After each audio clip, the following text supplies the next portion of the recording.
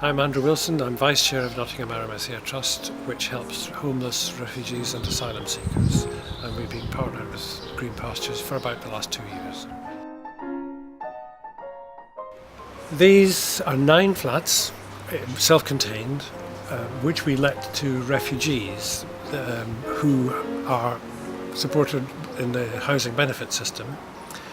We make a surplus on the rent, which is fed back into helping us with our primary project, which is the refuged asylum seekers. But there is a lot of homelessness among refugees as well as among asylum seekers, and there's still a huge need for more projects like this. So we would like to get on with doing some more eventually when we've recovered from the efforts of doing this one. Many of the people here were refused asylum seekers who got their status under the legacy programme.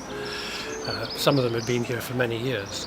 One in particular, who was our first tenant, came through our asylum seeker project, but he'd been in the UK, I think, for 10 years before he actually got his status. And most of that time he'd been destitute with no support of any kind. The Arimathea Trust makes a very small contribution to overall homelessness in terms of refugees and asylum seekers.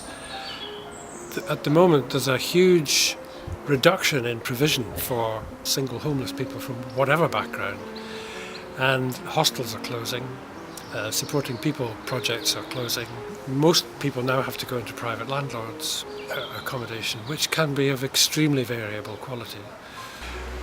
And I think that it's up to charities like us to try and provide decent quality accommodation that people can live a dignified life in. What's your dream when you think of the Arimathea Trust and the need here? It would be good if the trust wasn't needed. If asylum seekers were treated like human beings and not kicked onto the street to live like living ghosts, as Church Action on Poverty has it. So if we were to manage without homeless charities like Arimathea Trust, it would be great, but I guess that's not going to happen anytime soon. So we would like to be able to expand our provision, particularly for refugees, but perhaps put in some mixed accommodation with housing refugees and asylum seekers together, so that we can move forward with that. There's plenty need in Nottingham, as there is everywhere else, I'm afraid.